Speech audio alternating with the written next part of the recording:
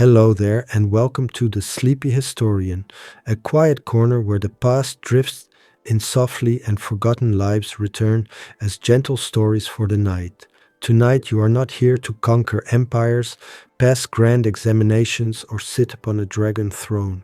Tonight, you are here for something much more difficult and far less glamorous. Tonight, you are here to simply live. We'll be wandering into Imperial China, not the painted silk version, not the one carved in jade and gold, but the one made of early mornings, tired backs, plain bowls, and rules you learned before you were old enough to question them. The kind of world that does not ask if you are ready, because it assumes you already belong to it. Before you settle in, if these calm journeys through history bring you comfort, you're welcome to like this video and subscribe, only if it feels right for you. And when you're ready, you can leave a quiet comment telling me where you're listening from and what time. It is for you right now. It's always a gentle joy to see how many nights gather here together. Now dim the lights, let the room grow softer, maybe let a fan hum or a distant street sound fade into the background. And when you're ready, step carefully, because the day is already beginning. You wake before the sun does, not because you are eager or disciplined, but because the day in Imperial China has already decided to begin without consulting you. The air is cool and faintly damp, carrying the smell of earth that never quite leaves your clothes, no matter how carefully they are folded at night. Somewhere nearby, a rooster announced the morning with complete confidence, a confidence earned by a creature that has never been listed in a household register or summoned for labor. You sit up slowly, your body moving with the quiet obedience of habit. This motion is not new to you.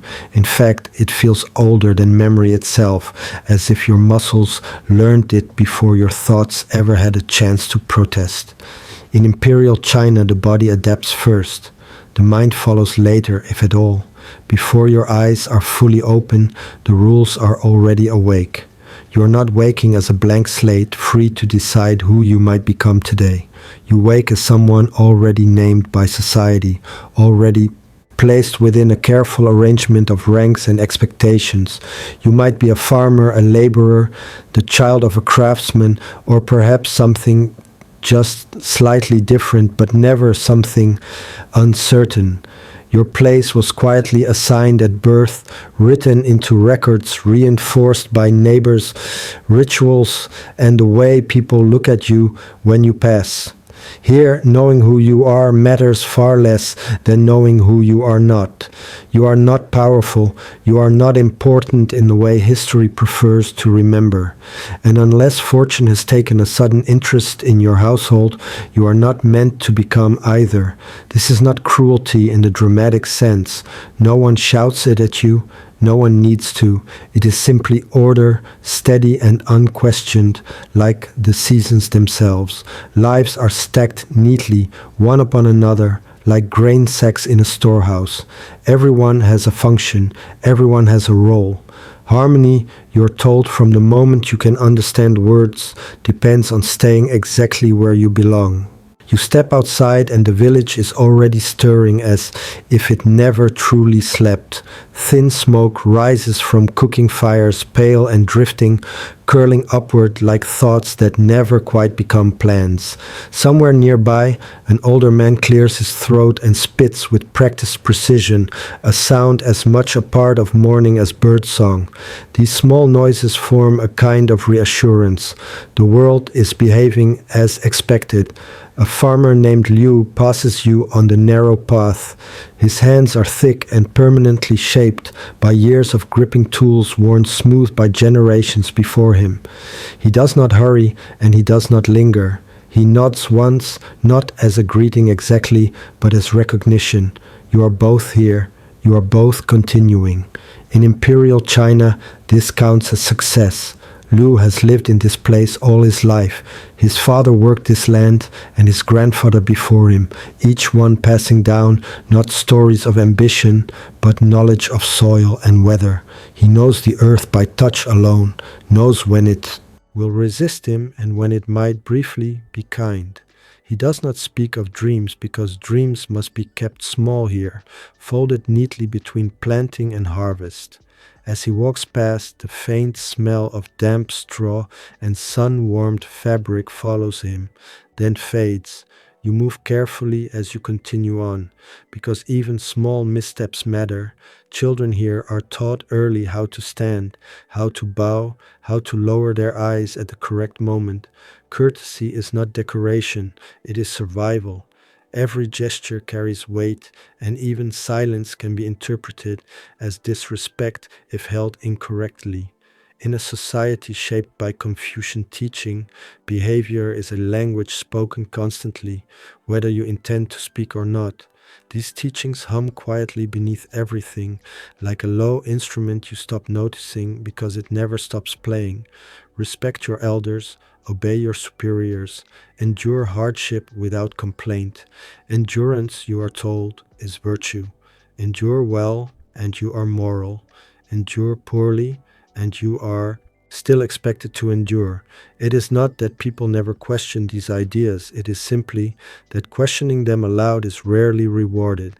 Most doubts are folded inward, kept private, and carried silently alongside daily labor.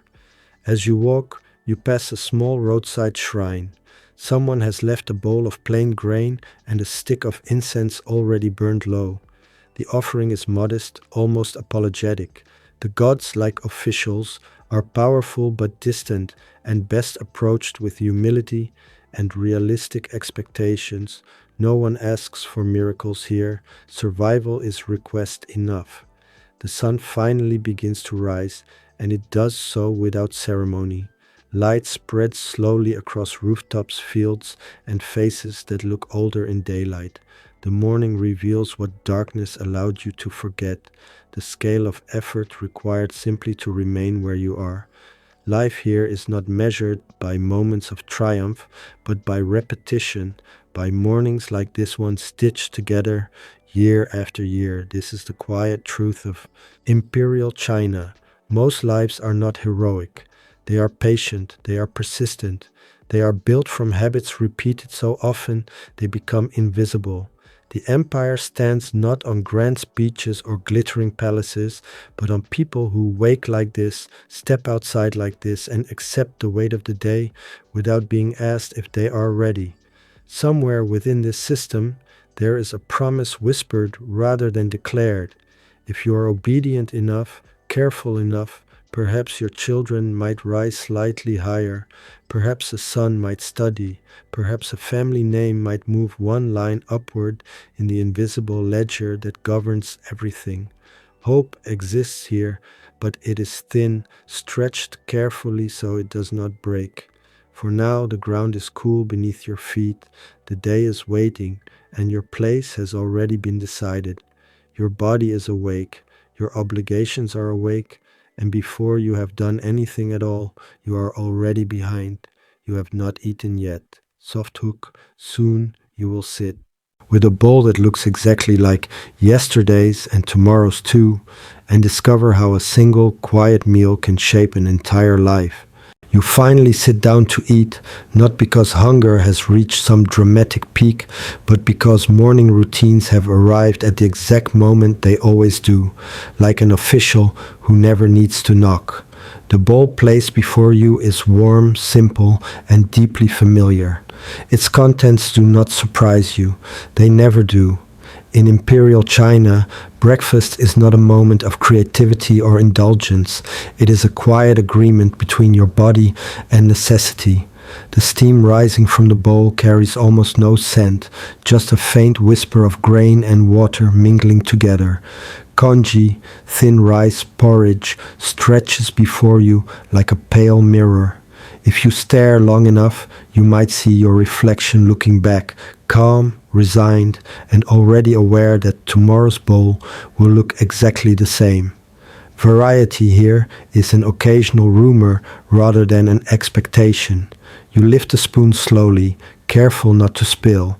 Food is precious not because it is rare every day, but because it can become rare without warning. Floods, droughts, locusts tax demands all hover quietly at the edge of every meal. Eating carefully is not politeness, it is instinct sharpened by history. A builder named Chen sits nearby, chewing with deliberate patience. His shoulders are broad, shaped by years of hauling stone and timber for walls he will never live inside. He eats without complaint, his movements economical, almost reverent. Chen knows this food will not energize him in any dramatic way. It will not make him strong or inspired. It will simply allow him to continue, which is precisely what it is meant to do. Sometimes, if fortune has smiled faintly, there is a small addition, a few salted vegetables, a scrap of preserved radish, something crunchy enough to remind you that texture exists.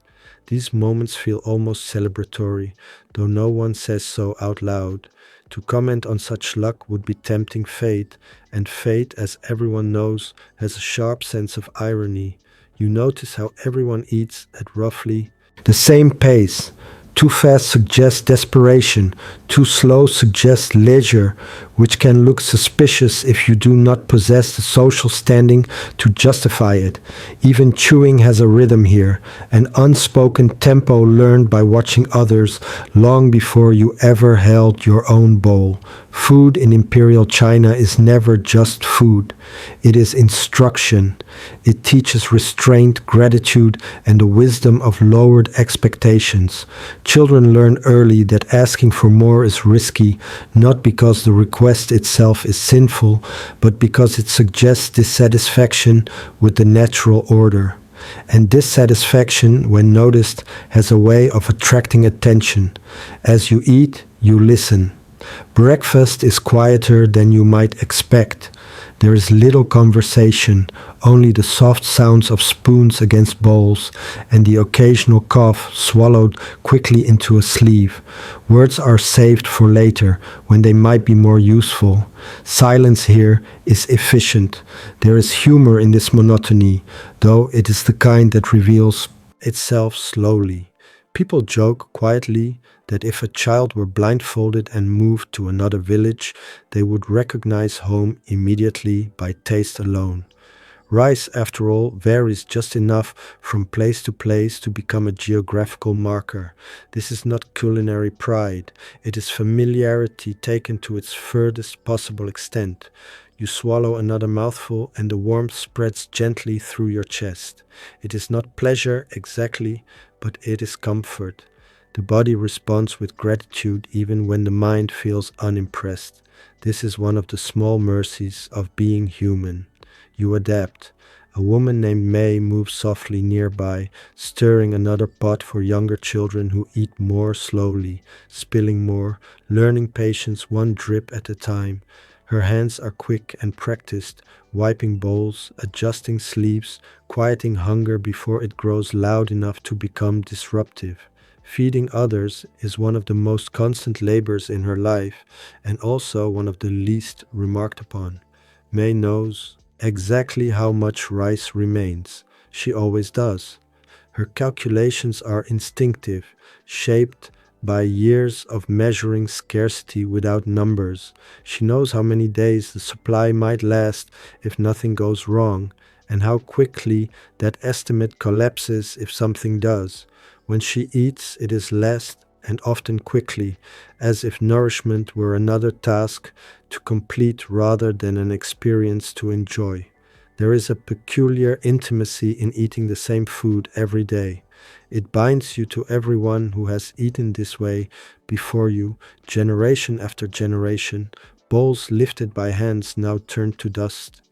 You are not unique in your hunger. This realization is oddly soothing. Occasionally, someone mentions a festival meal from years ago, a memory passed around like a treasured object. Meat appears in these stories like a mythical creature, rare and vividly described. When it does arrive, usually during rituals or holidays, it carries the weight of significance. Eating meat is not casual, it is ceremonial, almost dangerous in its richness. For now, your bowl empties. You scrape the bottom carefully, not out of desperation, but habit. Leaving food behind feels wrong, like leaving a sentence unfinished. When you set the bowl down, there is no lingering satisfaction, only readiness. Breakfast has done its job. The day waits patiently, indifferent to whether you found the meal inspiring. Your body is fueled enough to continue, and that is the only standard that matters. In Imperial China, nourishment is measured not by joy, but by endurance. As you stand, the faint taste of rice still clings to your tongue, a reminder that even the most ordinary moments repeat often enough to become landmarks in memory. This bowl, this taste, this quiet start, they form the soft foundation of lives that rarely make it into records, but without which records would have nothing to stand upon.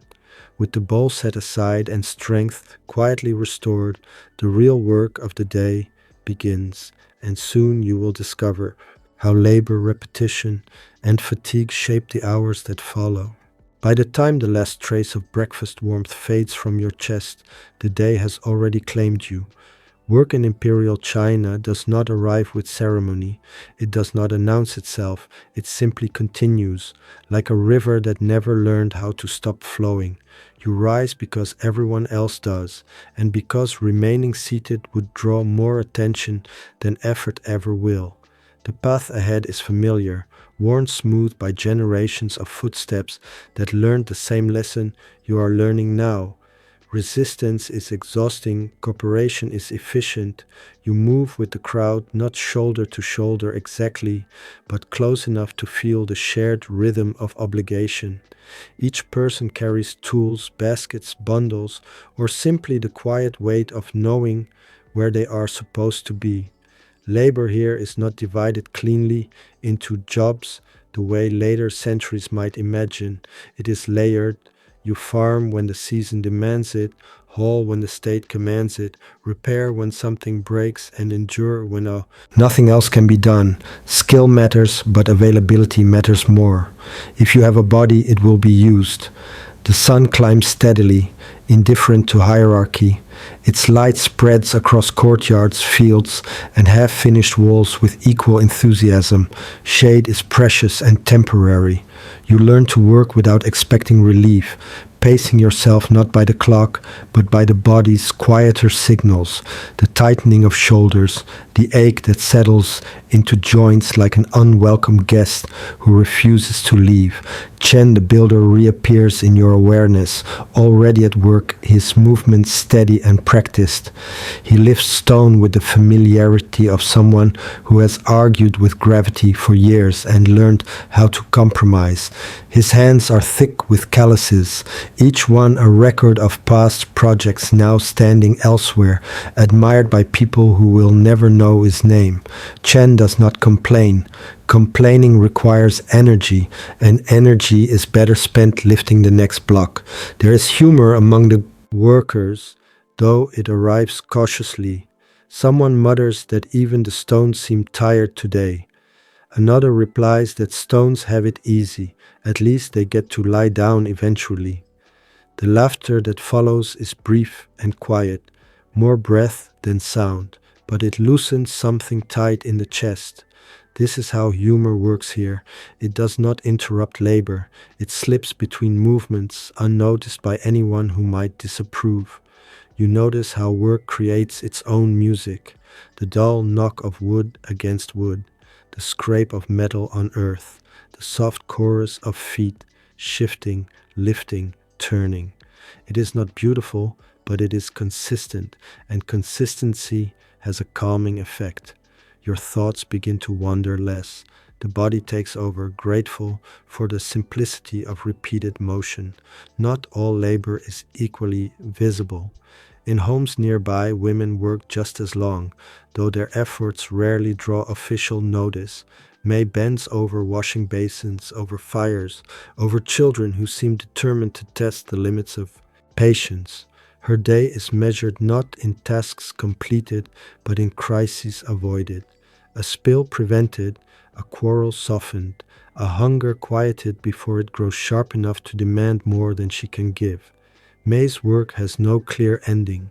When one task finishes, Another simply takes its place, like waves that do not bother retreating fully before returning. If she pauses, it is only to adjust her grip or wipe her hands on a cloth already stained by years of use. Rest is theoretical, something discussed in stories rather than experienced. As the hours stretch forward, fatigue does not arrive suddenly. It seeps in, first as a dull heaviness, then as a faint irritation with everything and everyone. You learn to recognize this feeling early because ignoring it leads to mistakes, and mistakes lead to consequences that are rarely gentle. Imperial systems rely on this steady exhaustion. A tired population is predictable. Predictability keeps order. This is not cruelty for its own sake, but efficiency sharpened by centuries of trial and error. Records speak of quotas, corvée labor, and service obligations, but what they do not record is how deeply these demands sink into the body, reshaping posture, breath, and expectation. At some point, you stop thinking of the day as something to get through. It simply is. Time becomes less about hours passing and more about tasks flowing into one another. Noon is marked not by a bell, but by the angle of the sun and the quiet agreement that it might be time to eat it again if food exists and permission allows. When a brief pause comes, you sit where you can. The ground is hard but familiar. You stretch fingers that feel older than they should, flexing them slowly until sensation returns. Someone nearby produces a small snack, perhaps a steamed bun or a piece of dried fruit, and breaks it without ceremony, sharing because refusing would feel unkind, and kindness still matters, even here. There is a strange dignity in this shared fatigue.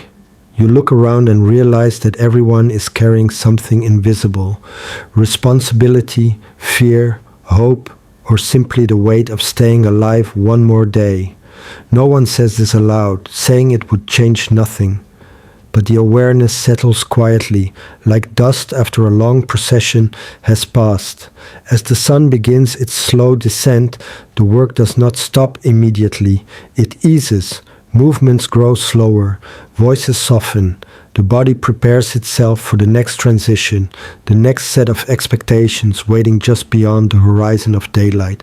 You wipe your hands, straighten your back, and feel the deep, satisfying ache of muscles that have been used exactly as intended.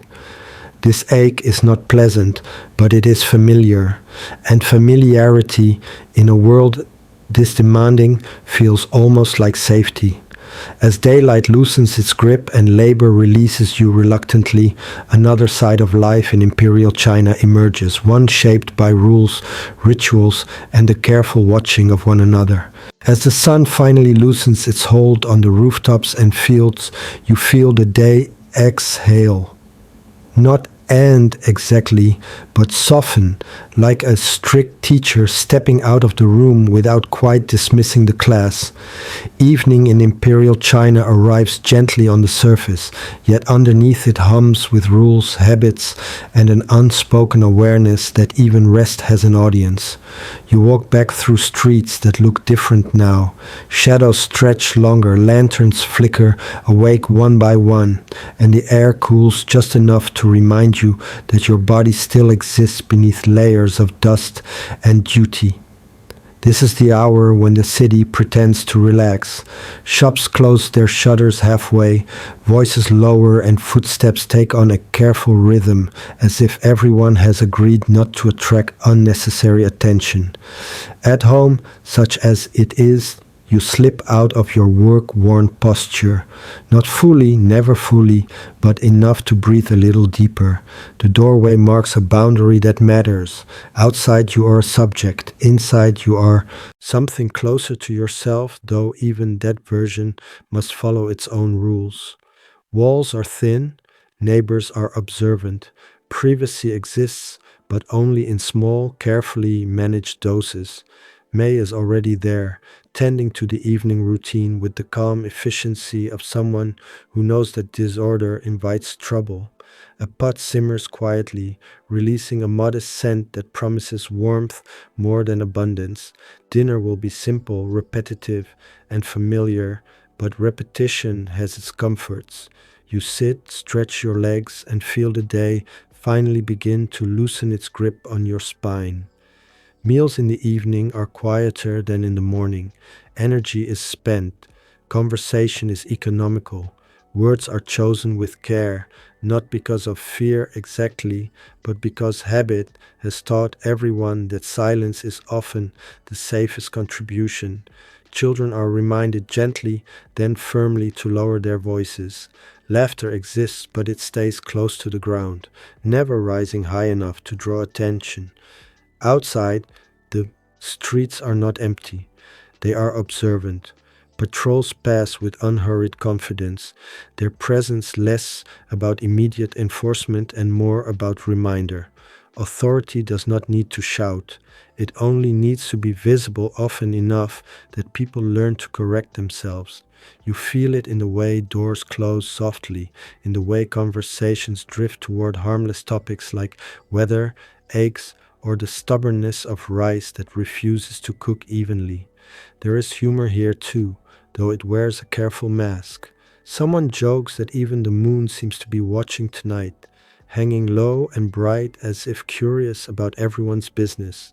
Another replies that the moon has always been nosy, which is why it never sleeps. The smiles that follow are brief but genuine. Even cosmic surveillance, it seems, can be laughed at quietly.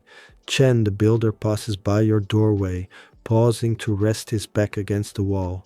He nods, exchanging a few words about the day's progress, about a beam that refused to align no matter how politely it was asked. His voice is tired, but there is satisfaction in it. Buildings rise slowly, but they rise, and that counts as a small victory in a world where so much remains unchanged. As darkness deepens, ritual takes over. Lamps are adjusted, tools are set aside in their usual places, hands are washed not just for cleanliness but for closure. The day must be put away properly, or it has a habit of lingering in the mind. You follow these motions without thinking, guided by muscle memory and generations of repetition. Imperial law reaches into the evening in subtle ways. Curfews exist, sometimes formal, sometimes implied.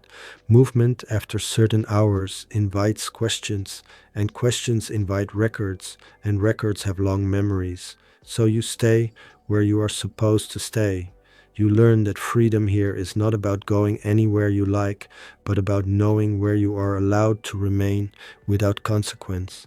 Stories circulate softly at night, half whispered and carefully shaped. Tales of officials who fell from favor, of neighbors who vanished quietly, of fortunes that rose and collapsed like poorly balanced stacks of bowls. These stories are not told to frighten children, though they often do. They are told to remind everyone that order has edges, and stepping too close to them can be dangerous. Yet within this watchfulness, there is also tenderness. May hums as she finishes her tasks, a low sound meant more for herself than anyone else. A child leans against you, already drifting towards sleep, trusting that this small circle of lamplight is safe, at least for now. The world beyond the door may be governed by rules and registers, but here, for a little while, you are allowed to simply exist. The night air carries distant sounds, a closing gate, a call exchanged between guards, the soft bark of a dog that knows exactly whose footsteps belong and whose do not. These sounds form a kind of lullaby, oddly reassuring in their predictability. Nothing unexpected is happening, and that in itself feels like good news. As you prepare to rest, you understand that even sleep is structured. You lie down when it is appropriate, you wake when you are expected. Dreams, at least, remain unregulated, wandering freely through memories, fears, and small hopes that daylight leaves no room for. Your body sinks into stillness, muscles heavy but satisfied.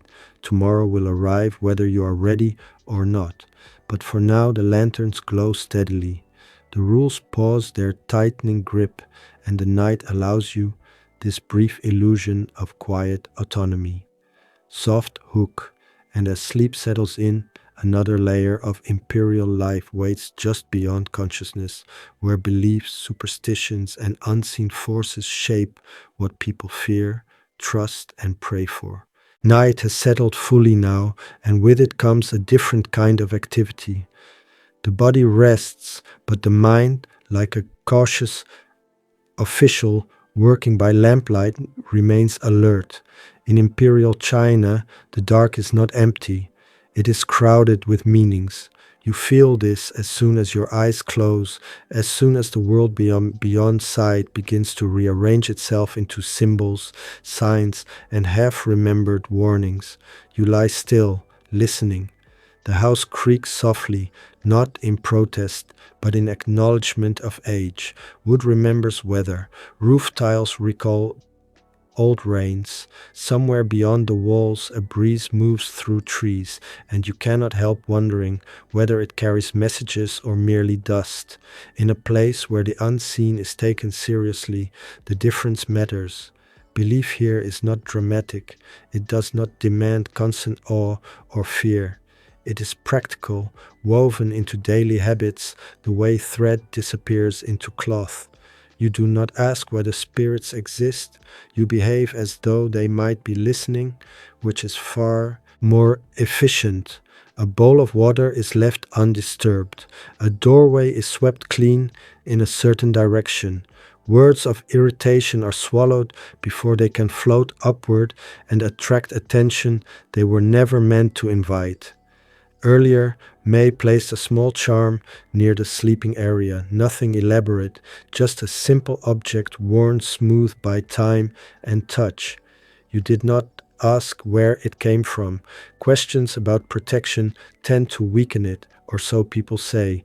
Better to let faith work quietly, without interrogation, like a guard who prefers to remain unnoticed.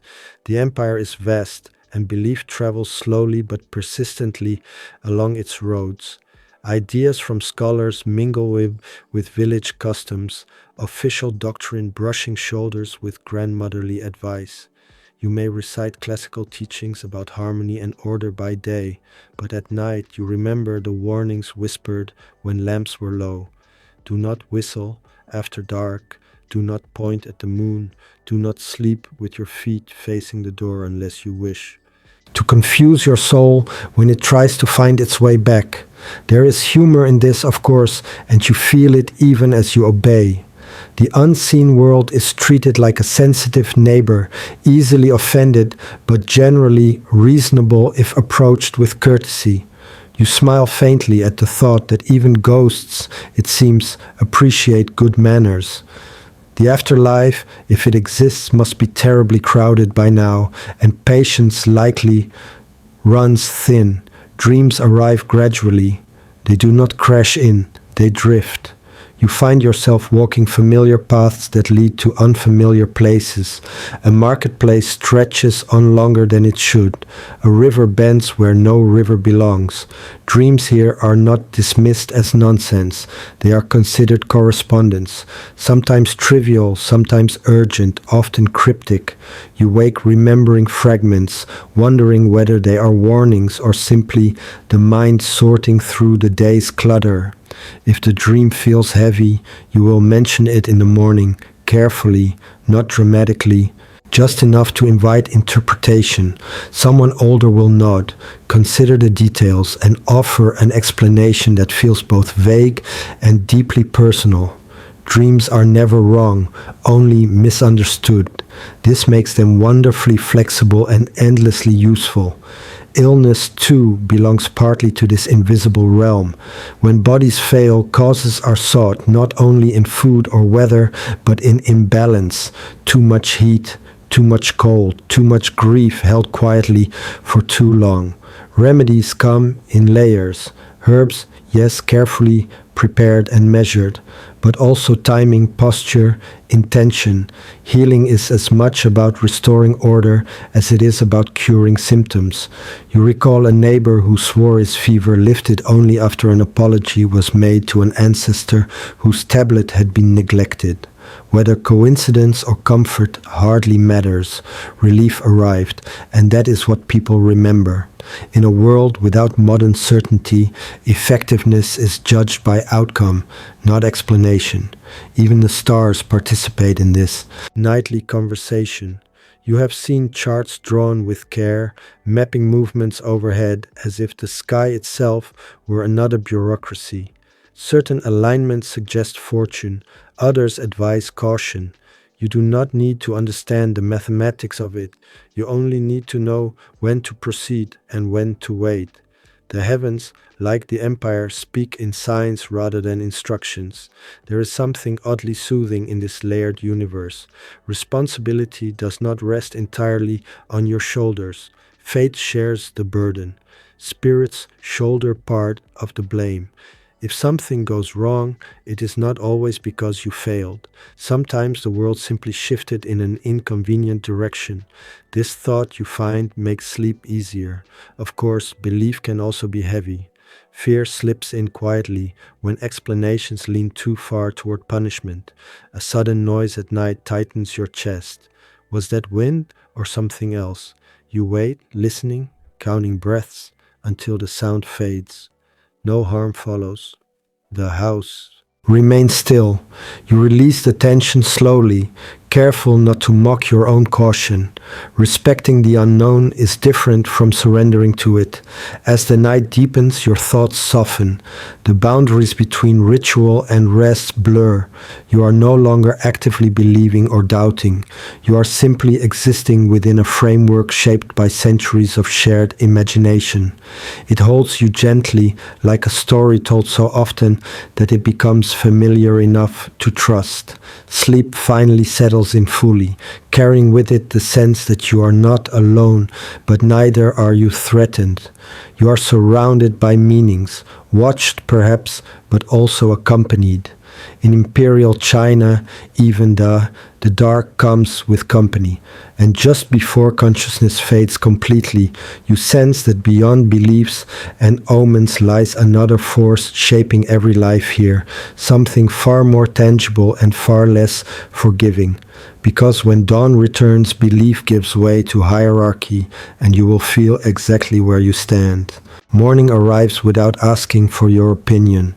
Light creeps in through papered windows, pale and polite, as if it knows better than to burst in uninvited. You wake not to an alarm, but to the subtle awareness that the world has resumed its ranking. In Imperial China, hierarchy does not sleep in. It waits for you. You rise carefully, already aware that every movement carries a social weight. How you stand, how you speak, even how long your eyes linger on another person's face all suggest something about where you believe yourself to belong. And belief here is dangerous. Overestimating your place is far more perilous than underestimating it. Outside, the day unfolds in layers. At the top, far beyond your sight, sits the emperor, distant as the stars, yet somehow involved in everything. His name is spoken softly, if at all. Below him cascade officials, scholars, clerks, messengers, each one perched on a rung carefully carved by exams, patronage, and timing. At the base are people like you, whose names matter mainly to family, neighbors, and the tax register. This structure is not subtle. It is reinforced constantly, like a posture corrected so often that it becomes natural. You bow slightly when appropriate. You lower your gaze. You speak last, if you speak at all. The remarkable thing is not that this feels oppressive, but that it feels normal. Order, after all, is comforting. Knowing your place saves time. You remember a saying repeated with quiet approval. The state is a family, and the family is a state. Fathers command obedience. Sons learn restraint. Daughters learn silence early and thoroughly. Everyone understands who speaks and who listens. This is presented not as cruelty, but as harmony. A well-tuned instrument does not allow every string to vibrate whenever it pleases. There is, of course, humor buried in this rigidity. You see it in small moments. An official clears his throat too many times before speaking, reminding everyone that he outranks the room. A clerk bows a fraction too deeply, compensating for something only he can measure. Even power, it seems, is nervous about itself. You step aside as a minor official passes, his robe swaying with deliberate confidence. He does not look at you, which is precisely the point. Visibility flows upward, not sideways. Being ignored is not an insult, it is a confirmation. You exist, but not in a way that requires acknowledgement. And yet, this ladder of status offers hope, or at least the illusion of it. Somewhere in the distance are examination halls, vast and silent, where young men sit for days composing essays that could lift their families for generations. You have heard stories of brilliance rewarded, of farmers' sons becoming ministers. These stories are told often lovingly as proof that the system is fair. They are also told rarely in detail, which preserves their magic. For most people, the hierarchy remains fixed. Birth anchors you firmly. A peasant will not wake up noble, no matter how respectfully he sleeps. Still, dignity exists even here, in small acts. You keep your tools clean. You fulfill your duties. You do not speak ill of those above you, not because you admire them, but because the walls are patient listeners. Punishment is another language of rank. The same offense carries different consequences depending on who commits it. You are acutely aware of this as you navigate the day. A raised voice from you is disrespect. A raised voice from above is instruction. Justice, like sunlight, falls unevenly. Yet hierarchy also offers protection. You are not responsible for decisions made above you. Blame trickles downward, but so does mercy, occasionally. When taxes are heavy, you curse the weather, not the emperor. When laws feel cruel, you mutter about local officials. The structure absorbs anger the way earth absorbs rain, dispersing it before it can flood. You notice how language changes with status. Titles stretch long and ceremonial for those above. Names shorten, then disappear entirely as you look downward. Some people are referred to only by their function, as if individuality were a luxury item. This too feels normal after a while. There is a quiet tension beneath it all. Everyone is performing their position, careful not to slip. A misused word, an unguarded gesture, can travel farther than intended. Reputation here is fragile, like porcelain, strong when handled correctly, catastrophic when dropped. You pause to watch a group of laborers moving stones in practiced rhythm. Their coordination is impressive, almost graceful. No one praises them. No one needs to. Their value is assumed, not celebrated, and yet, without them, nothing above would stand. This thought flickers briefly, then fades. Some insights are dangerous to linger on. As the day wears on, hierarchy settles into your muscles. You no longer think about it consciously. You simply respond. Stand here, wait there, speak now, stop. It becomes a choreography learned through repetition, not instruction. Survival, after all, is often about learning the dance. There is a strange comfort in this too. Choices are limited. Expectations are clear. The burden of ambition is eased by the certainty of boundaries. You know what is required of you and little more. In a world where uncertainty hides everywhere else, this clarity is almost kind. As evening approaches, you feel the familiar mixture of relief and fatigue. You have navigated the ranks successfully today. No missteps, no unwanted attention.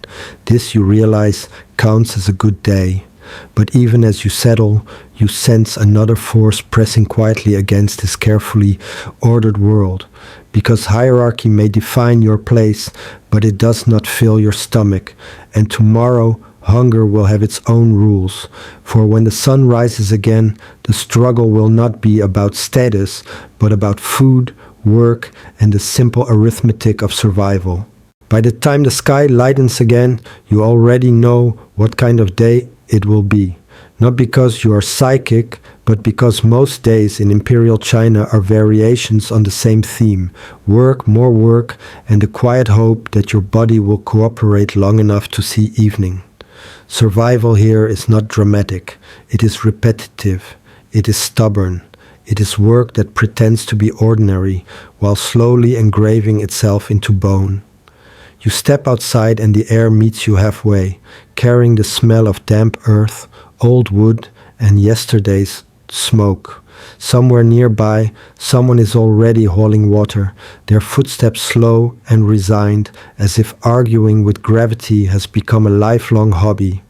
You join the flow of people moving toward fields, workshops, roads, kitchens.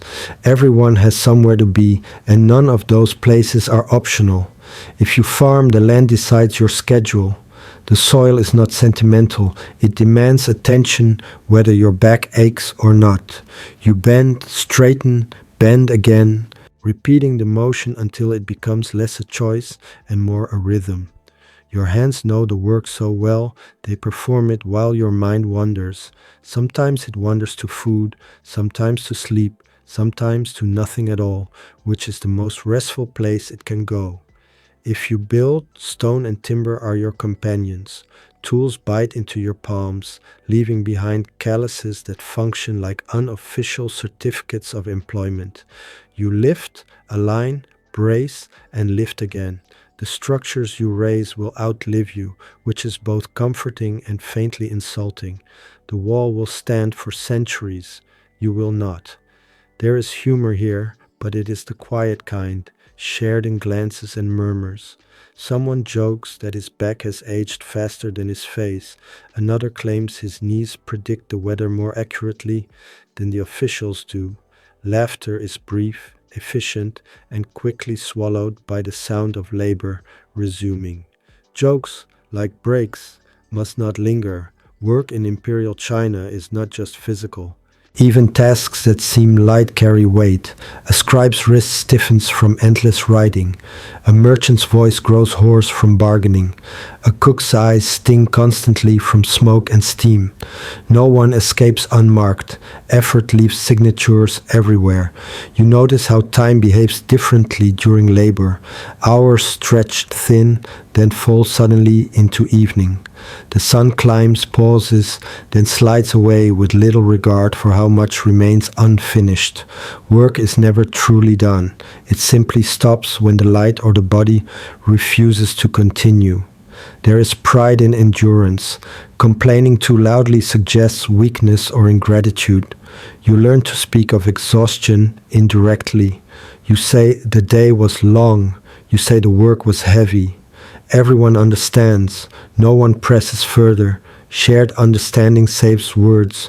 Children work too, in smaller ways at first, carrying messages, watching siblings, gathering fuel. Their play blends seamlessly into labor until one day it disappears entirely, without ceremony. No one announces it.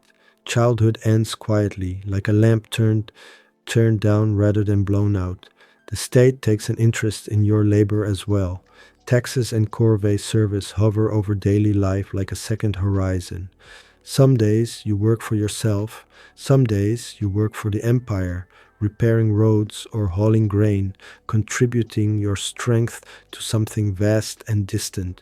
You may never see the benefit, but you feel the cost immediately. Food, when it comes, is functional.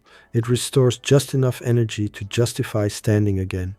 Meals are not celebrations, they are negotiations between hunger and availability.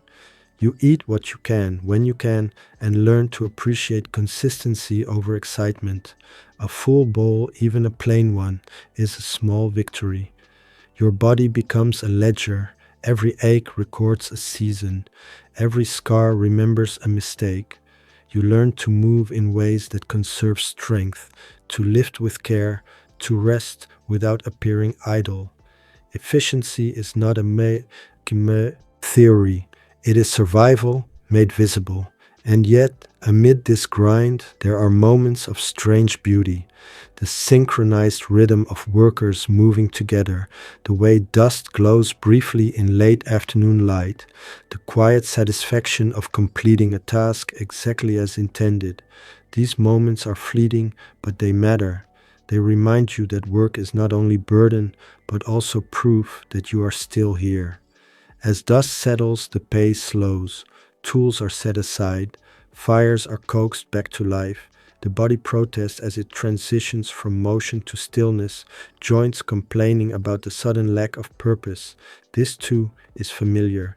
You sit, stretch, and listen to the soft sounds of others doing the same. No one needs to narrate the day. It has written itself into everyone present. Tomorrow will likely be similar. That knowledge is oddly calming. Predictability, after all, is a form of mercy. But as you rest, another reality presses gently into your thoughts. Work sustains you, yes, but it also wears you down. And eventually, everybody must negotiate with illness, age, and the limits it can no longer ignore. That conversation you suspect is coming sooner than you'd like, because when strength fades or sickness arrives, survival depends not on labor alone, but on medicine, belief, and the fragile hope of being healed. At some point, no matter how disciplined your routine or how careful your movements, your body betrays you. It does so quietly at first, with a stiffness that lingers too long, a cough that refuses to leave, a fever that flickers like a badly trimmed wick. In Imperial China, illness is not a sudden interruption to life. It is woven into it, expected, endured, and interpreted with the same seriousness as weather or omens. You wake one morning and realize that standing requires negotiation. Your joints argue back. Your head feels heavy, as if someone packed it with damp cotton. There is no clear boundary between being a little unwell and being truly sick.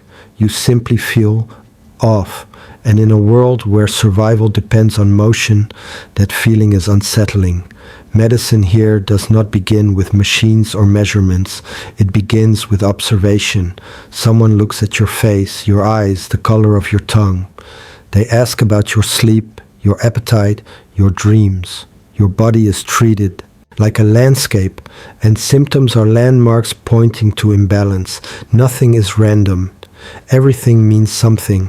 A healer may be called, or you may be brought to one, depending on how cooperative your legs are feeling. The space smells of dried roots, crushed leaves, and faint smoke. Bundles of herbs hang like quiet witnesses along the walls. Each has a purpose, a personality, and a reputation earned over generations. Some are warming, some are cooling, some calm the stomach. Others persuade stubborn spirits to move along. You are told that your inner forces are out of alignment. This is not presented as a failure on your part, but as an unfortunate rearrangement. Life, after all, has been busy. Work, weather, emotion, diet, all of it leaves traces. Your illness is not just something you have. It is something that happened to you slowly, logically. Treatment is deliberate. A decoction is prepared, simmered until the liquid darkens, and the room fills with a smell that suggests both forest floor and old books. You drink it carefully. It is bitter, but not offensively so. Bitterness, you are reminded, is how medicine proves it is serious about its job. There is humor here too, gentle and resigned.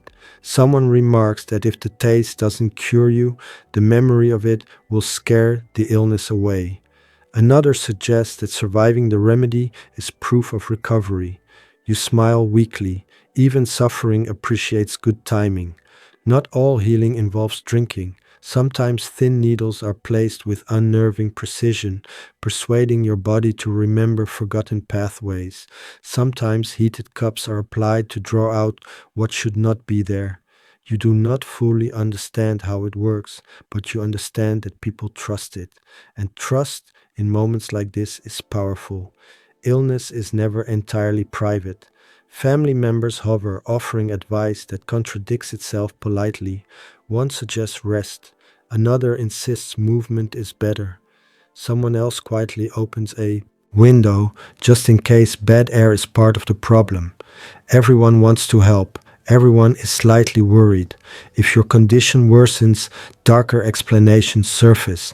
Spirits, imbalances, displeased ancestors.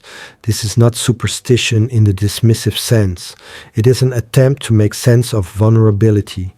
When the body fails, meaning rushes in to fill the silence, you may be instructed to avoid certain foods, to favor others, to sleep facing a particular direction.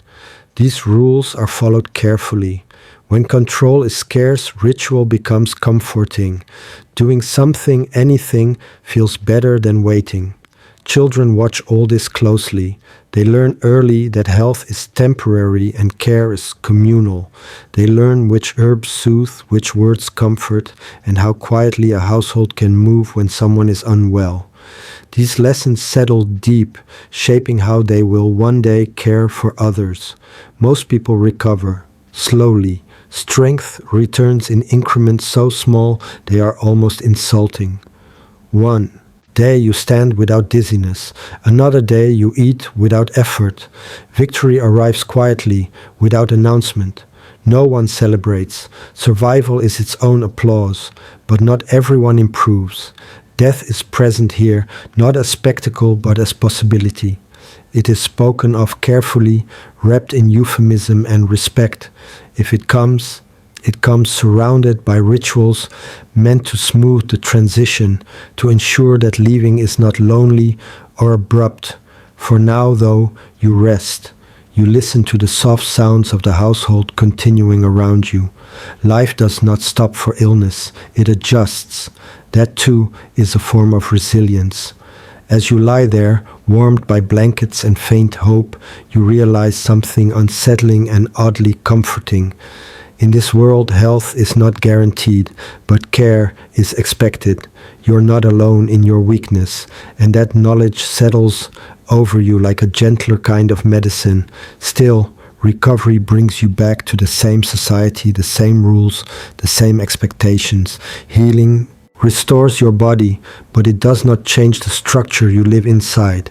And once you are well enough to step outside again, those invisible rules will be waiting, patient as ever. Because beyond sickness and strength lies something equally powerful here: law, order, and the quiet pressure to behave exactly as expected. Once your body has recovered and your strength has quietly returned, you step back into a world that has been running perfectly well without your participation. And here, perhaps more than anywhere else, you learn a crucial survival lesson in Imperial China. Being healthy is good, but being unnoticed is better. Law is everywhere, even when you cannot see it.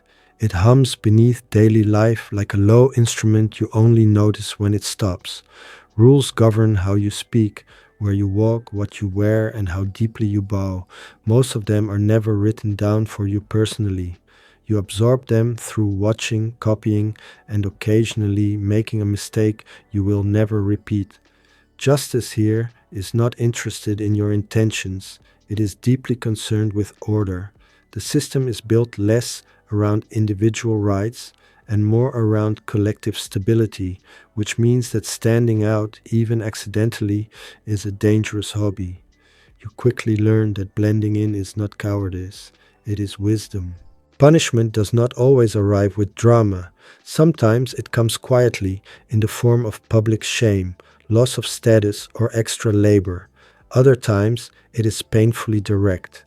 The body, once healed, is again very much involved. Corporal punishment exists not as cruelty for its own sake, but as deterrence made visible. Pain teaches lessons that memory does not easily forget. You hear stories, always about someone else: a man who spoke too loudly at the wrong moment, a clerk who copied a document incorrectly, a woman who wore fabric above her station. The details vary, but the moral is consistent. The system does not need many examples. A few well placed ones are enough. There is a dark humor to how people talk about it, careful and indirect. Jokes circulate quietly, wrapped in metaphor, always with plausible deniability. Laughter here is not rebellion, it is pressure relief. People smile not because things are easy, but because tension needs somewhere to go. You adjust your behavior without consciously deciding to. Your voice lowers in certain spaces, your steps become measured, you learn when to speak and, more importantly, when not to. Silence becomes a skill. Observation becomes instinct. Children grow up fluent in this language of restraint. They learn which adults to avoid, which paths to take, how to read a room before entering it. Mistakes are part of learning, but only small ones. Big mistakes belong to cautionary tales. Officials, when you encounter them, feel less like individuals and more like moving symbols of the state. Their clothing signals authority before they ever speak. You bow not because they demand it verbally, but because your body remembers what happens when people forget their place. Yet the system is not without flexibility. Mercy exists, though it is uneven. Connections matter, reputation matters. A good name can soften consequences, a bad one can sharpen them. Society remembers even when individuals wish it wouldn't. You begin to understand that survival here is not about avoiding rules entirely. That would be impossible. It is about navigating them gracefully, like moving through a crowded room without spilling anyone's tea. The goal is not freedom, but balance. There is something almost elegant about how people manage it. Life becomes a series of careful choices, small adjustments, polite gestures that smooth the sharp edges of authority.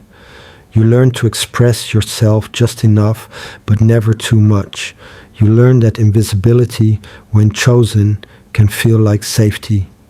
At night, as households settle and doors are barred, conversations soften. Stories of the day are shared in whispers. Relief passes through the room simply because nothing went wrong. No summons, no accusations, no sudden disruptions. An ordinary day completed successfully.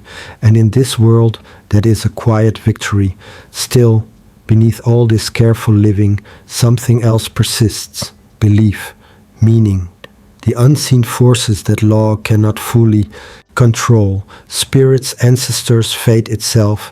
Even the most rigid systems leave room for the invisible. And as you drift towards sleep, you sense that beneath rules and punishments, another layer of life is waiting. One shaped not by law books, but by rituals meant to make sense of uncertainty. Because when rules end and night deepens, people here turn to beliefs older than the state itself, hoping the unseen might be kinder than the law. By the time night settles fully over Imperial China, the rules loosen their grip just a little, not because they disappear, but because darkness has a way of shifting attention. Officials retreat behind walls, marketplaces fall silent, and what remains is a quieter world where belief steps forward to keep watch. You lie down knowing that law governs the day, but ritual guards the night. The air cools, carrying the faint smell of oil lamps and incense. Somewhere nearby, a family murmurs a short prayer, not loud enough to invite spirits, but just enough to remind them where to go. Belief here is not dramatic, it is practical. It exists because uncertainty exists, and uncertainty needs somewhere to rest. You learn quickly that people in Imperial China do not separate the spiritual from the everyday. Ancestors are not distant memories. They are roommates who simply don't need food anymore. They are consulted before marriages, journeys, and major decisions. Their tablets sit quietly, in homes watching generations come and go with infinite patience. You offer respect not because you are certain they listen, but because it would feel rude not to. Superstition, as outsiders might call it, functions like emotional insurance. Doors are positioned carefully. Beds are aligned to avoid bad fortune drifting in with the night air. Certain words are avoided after sunset.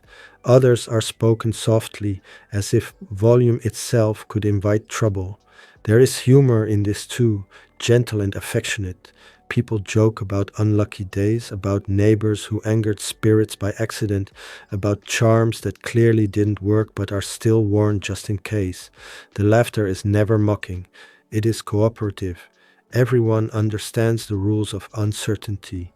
Illness, which once frightened you deeply, now carries layered meanings.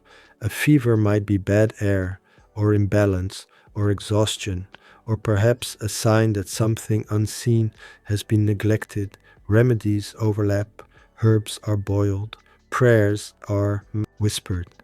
A talisman is tied discreetly to the bed frame. No one sees contradiction here. Why choose only one explanation when comfort allows several? You notice how rituals slow time. A bowl of water placed carefully, a stick of incense burning down at its own pace, a repeated phrase that smooths the edges of worry. These actions do not solve problems, but they make them bearable, which in many cases is enough. Children are tucked in with stories that blend history and myth until the line between them becomes pleasantly blurry. Heroes from long ago share space with spirits of the local river. Dragons curl through bedtime tales, not as monsters but as force of balance and rain. Sleep arrives wrapped in narrative. Even adults find comfort here. After long days of labor, restraint, and careful behavior, belief offers a space where effort is not required. You do not have to earn the favor of the moon. You simply acknowledge it. As you lie still, listening to the quiet sounds of night, you realize something important. Survival here was never just about strength or obedience or endurance, it was also about meaning, about finding small reassurances in a world that could be harsh, unpredictable, and demanding. The farmer you glimpsed earlier finishes his day by checking the sky one last time, reading clouds like old friends. The builder rubs his aching hands together, whispering thanks that nothing collapsed today. The mother smooths her child's hair, murmuring a blessing she learned from her own mother, who learned it from hers. These rituals are not dramatic acts of faith. They are soft habits passed down because they worked emotionally, even when they did nothing physically. You realize now why lasting even one day here would have been difficult, not just because of the labor, the food, the rules, or the illnesses, but because living in Imperial China required constant attentiveness, careful balance, and emotional flexibility. You had to work hard, obey quietly, endure patiently, and still leave room for wonder. And yet, people did. Millions of them. They laughed, they slept, they worried about tomorrow and planned festivals months away. They lived full lives inside structures that seem overwhelming from the outside. As sleep begins to take you, the past no longer feels distant or intimidating. It feels human, warm, slightly absurd, deeply familiar. You are not meant to last a day here, but for tonight you are allowed to rest among them. And as the oil lamps dim and the stories fade, the world of Imperial China settles back into its own rhythm, continuing on without hurry, without noise, quietly watching over your sleep.